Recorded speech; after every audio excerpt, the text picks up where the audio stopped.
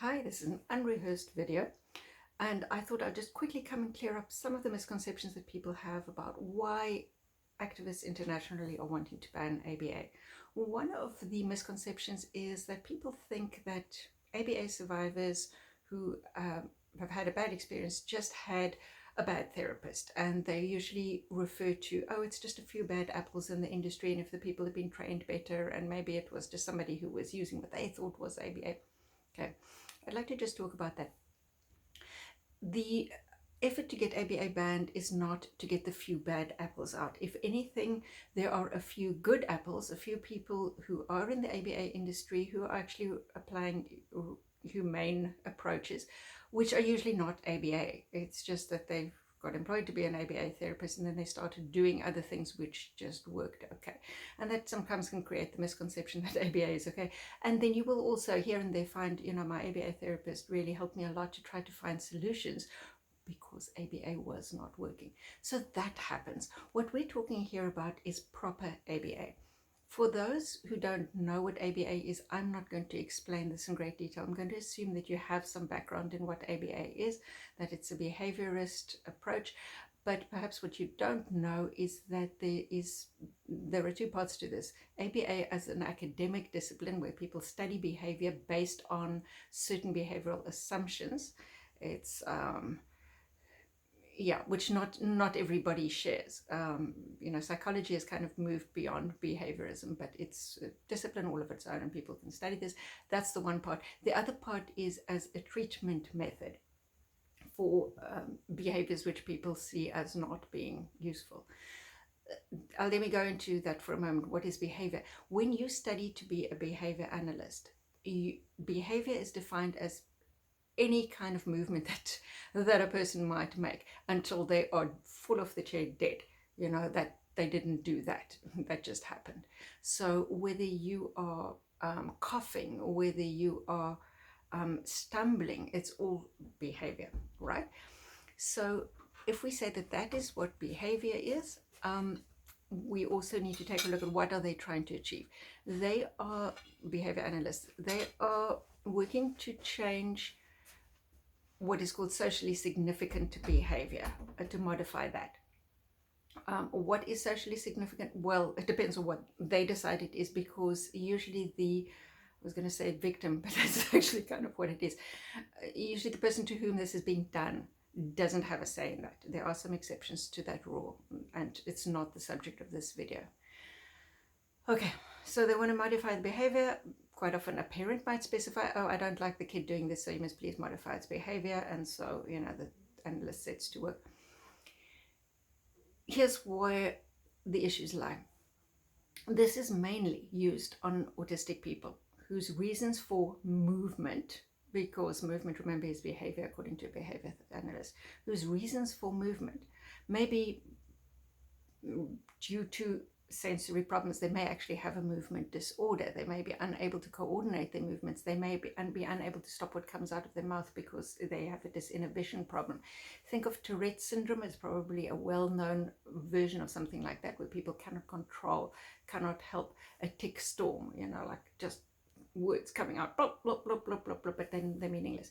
So these kinds of things happen to autistic people as well. They are just some of the examples. These are all seen as behavior by a behavior analyst, and the behavior analyst will assume that as long as the person has enough motivation, they will be able to change that. Consider that to be like, as long as if you're in a wheelchair and you're sitting down, because your legs don't move, it's extrapolated to, okay, so if you just had enough motivation, you'd get up. Aha. So here's when the catchers come in, they'll say, but we wouldn't do something like that because we will first rule out medical reasons for the behavior. Oh, really? Okay. So then we would assume that a well-trained behavior analyst will be trained to know when to refer to something to a doctor or other clinician for a diagnosis of a potential medical reason for a behavior. Except here's the catch. A BCBA, which is a kind of, I wouldn't say it's the top qualification you can get in ABA, but I mean, that's if you want to be a decent ABA, person coordinate ABA programs, send out people to do ABA, you need to have that certification. Okay, so that certification does not have any training on autism, but the method is used primarily on autistic people, right? So you will not be trained in the reasons why autistic people behave in certain ways. It's not relevant, they believe. So how will you know when to refer something to a clinician for a diagnosis? Well, if somebody falls on the ground and starts shaking, you might say, that's probably a seizure, unless they're putting up a performance to try to get out of what I'm doing to them. Would you know the difference? It's just one example.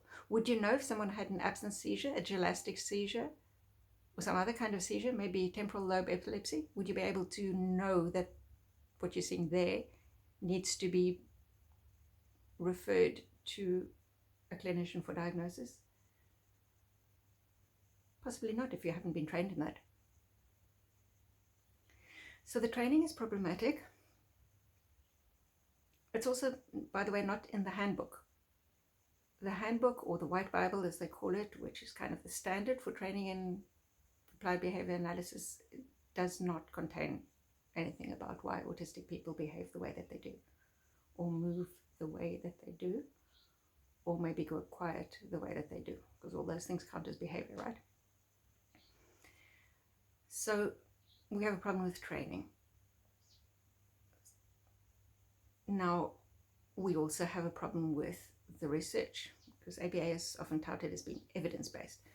Right, evidence, we see, and there's been sort of studies on ethics in evidence gathering and research, and we know that from torture research, for example, that evidence which is obtained without the consent of the people to whom it's subjected is inferior evidence. In fact, actually, let's just go down to torture research for a little while. It's not that every person who does ABA is necessarily torturing people all the time, although ABA is often described as torture by its survivors. But yeah, even torture researchers has found that you can torture people to make them talk, to confess, to provide information, but it actually isn't even as effective as other interrogation methods. And yeah, but torture research is actually not allowed unless you're researching things which have already happened. You can't get new people in, because how can you know, the only people who might get to consent to it is people who are masochistic, and then it's not, it's not good quality results, because most people are going to be tortured or not going to be consenting, etc., etc.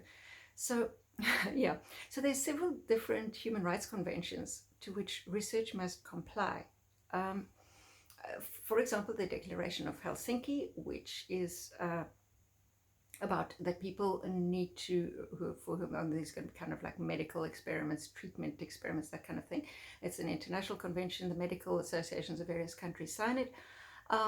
They have to consent, and if they can't assent, they need to assent. So you will, in ABA, you will hear a lot about the word assent, which is kind of like that you're giving permission. Consent is giving permission, but assent is a little bit more like, what if you are not of a legal age to give permission? Then you can still show that I don't agree with this, I don't want to do this, I don't want it, but like in various ways. Now, we look at the ABA research, recent research, because there's another thing that ABA people say, oh, but you're looking at the old research. No, I'm talking about recent research, like from 2020 onwards, which show clearly in what they've recorded in that research, children screaming, spitting things out, very clearly in child ways objecting to what is being done to them. But they still say that the child can withdraw from the thing at any time. How, if they're not being listened to, if that is not being seen as a lack of assent, for example? Okay, so, but moving on for the research, yeah, the research should be evidence-based. You can't do good evidence-based stuff if you don't have the permission, or if it's not in the interest of that particular group. So somebody decided it was in autistic people's interest to do this, And so they did this research, but this, this in our interest was never, autistic people say it's not in their interest, by and large, except for those few exceptions and the few people who've actually requested ABA so that they can start developing behavioral patterns and, all their different ways. This is the minority, right? So if we're going to keep this method going for a minority, a very small minority who said that it was beneficial to them, why are we doing non-consensual ABA on so many people, and so many people are calling it abuse? It's not in the interests of the people for whom it's being done. There are survivor groups. You don't get survivor groups on Facebook for occupational therapy, and at least I haven't seen any. And where occupational therapy has been problematic, it's usually been because they've had behavioral techniques thrown into it. But you do get survivor groups for survivors of ABA.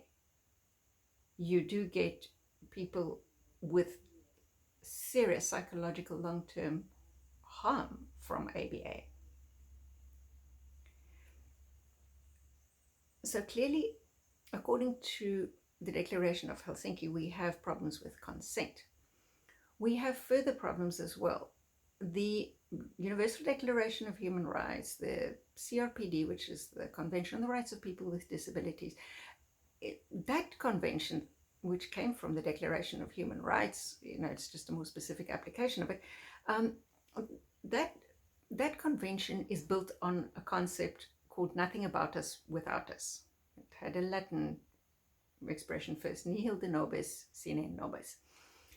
So nothing about us without us means you can't do anything about disabled people. You shouldn't be researching things on disabled people. You shouldn't be prescribing therapies about disabled people if you have not consulted that particular group. And how do you consult that group? Comment note number 17 of 2018 says that you need to talk to representative bodies. So it's not like, oh, well, I talked to this one person and, after having coached them to say that they like what I'm doing, they now consent, so now everybody else has got to have this stuff. No, you're supposed to engage with representative bodies. In other words, an organization which has autistic people of your target type in, more than 50% of them, then it's representative. If that does not exist in your country, then you need to be talking to individual activists. It makes it more difficult, but you need to be talking to as many autistic people as possible. And then you might say, but the kinds of people that come to me for therapy or they're not like you, Tania. You're talking very articulately here. I can hardly even see that you're autistic until you have a meltdown or until you go mute or whatever. But these things are not happening on camera. So the fact that you can sometimes talk, like average people do, means that you're not the kind of people that I need to deal with. I need to deal with these like heavily people who need a huge amount of support, who can't speak, who do a lot of flapping and who hit their heads. By the way, I do that too when I go into sensory overload. But okay, so people who have higher support needs than I do. Okay, so if you can't consult me, then that's fine. You can consult people with higher support needs. There are activists specifically with higher support needs who need round-the-clock care, for example, people who more often might look very autistic and perhaps don't speak as well. They use AAC. So consult AAC users then. Ask them whether the best thing that you could be doing and spending your money on is research into ABA, or is ABA at all. My experience has been from speaking to numerous people like this, and you can say, oh, but this is anecdotal. Well, that's fine. Well, then do your research and make it non-anecdotal, get a larger sample size. Ask the people who are non-speaking or who require a lot of support and who use AAC, what worked for them. You might say, well, a lot of them can't actually communicate because they have no means of communication. Well, yes, maybe there's a reason for that, because maybe that's not what you were focusing on. You still need to comply with the human rights conventions, and this is what ABA does not comply with. So what we're not complaining about is, we're not complaining about the few good apples, the few people who end up in an ABA job and then end up doing something completely different and possibly even leaving the profession because their superiors are angry with them for no longer applying the methods. We're talking about the actual methods. Let's go down that route for a moment, down those superiors. Who are they? Some people tell me, for example, in South Africa, but we don't have a governing body for ABA. So if we had that, everything would be a lot better. Oh, really? Well, let's take a look at Canada. Let's take a look at the USA, where they do have governing bodies for this, where they have certification organizations, such as the BACB. Remember, the BACB are prescribing what training needs to be done for ABA. So they're prescribing that all of those autistic people should be seen to by BCBAs, their qualification or certification, and they get this training which I described, which doesn't have any training on autism and which would not enable you to understand autistic behavior. So that's governance to some degree, or maybe professional organizations like ABAI, which is the Association for Behaviour Analysis International. This particular organization is in support of the Judge Rodenberg Center, which is known to be the cruelest place for ABA. You see, how ABA works is by escalation. Some forms of ABA don't call themselves that. PBS, for example, positive behavior support. If you move in ways which indicate that you need more support, they just ignore you if it's not done in the way that they prescribe. So you can suffer in silence, but they will do planned ignoring. They won't explicitly hit you. They won't squirt something into your face like they do in other ways of ABA, but they will just ignore you. And if that doesn't work, and if you keep on screaming, they'll remove you from the group where you're supposed to be. They'll eventually put you into seclusion. They might use restraint. They might lie on top of you, squash you to the floor. I've had friends who've been through this, by the way. Supine restraint, prone restraint, the kind of stuff that George Floyd died from. It always escalates. So what's the Judge Rodenberg Center? It's a place in Massachusetts where when it escalates, when they've tried all the kinds of things on you, they've tried ignoring you, they've tried all of this, they start stepping up punishments, moving from things like PBS to more hardcore ABA.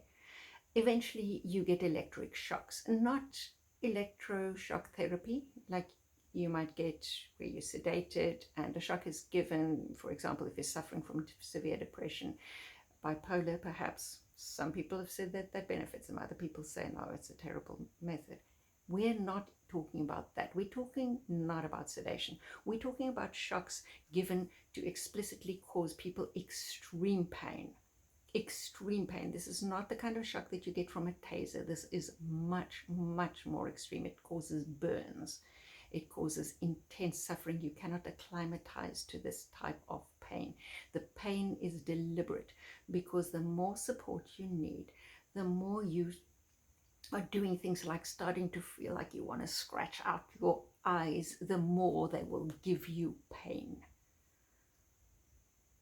So that, which activists are trying to get banned, and even some people within the ABA industry are trying to get that banned, that is coddled, and there are conflicts of interest with the people in ABAI, which is the Association of Behaviour Analysis International. But it does not stop there. ABAI has a marketing division called SABA, S-A-B-A. They are there to expand ABA throughout the world. They're there to find new avenues for where they can make money or for where they can grow this approach, which they believe is the world's salvation. So they are happy when people bring research. Are there more people that we can get into this? Can we start earlier? Can we go to new countries? Can we perhaps sponsor people who have never had this before, to get them going, to get them out of the starting blocks, to launch their ABA business, to start getting ABA going on their child in a rural area in Africa where they know of nothing else and they've only just heard the word autism as a description for what is going on with their child. This ABAI has in fact paid somebody by the name of Ashley Knochel to come to Africa to take their approach and their beliefs and to teach them to Africans, to encourage Africans to do to their children what is being done to children in America. African parents who are looking for solutions are lapping this up. And they're also learning other behaviors from these international missionaries, if you can call them that. They're learning to ignore what actual autistic survivors say. They're learning the scripts of, it's a few bad apples. Oh, you probably had the wrong kind of ABA. You probably weren't properly trained. That's why we're here for. That's why we're establishing an organization in Africa called PAABA, so that certifications in the same kind of thing as we have in America, but adapted to Africa, can start happening here, so that people can speak over autistic people more and more, and so that this human rights violation can be perpetuated here and be made to grow. What do you need to do to fight this? Join the international movement to ban ABA. Hashtag ban ABA. Go to AutCollab, that's AUTCOLLAB.org. Sign up there. Become part of the international movement to ban ABA. Work together with local activists on legislation to ban ABA. Did you know that ABA and conversion therapy for people who are gay actually started out together? But those guys worked together in the beginning. Well, some guys in ABA didn't like the conversion therapy, but they liked the ABA. So as we're banning conversion therapy, but ABA is not being banned, isn't that kind of weird?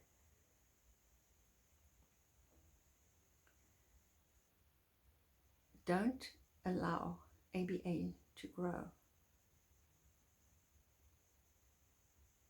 Listen to as many autistic people as possible.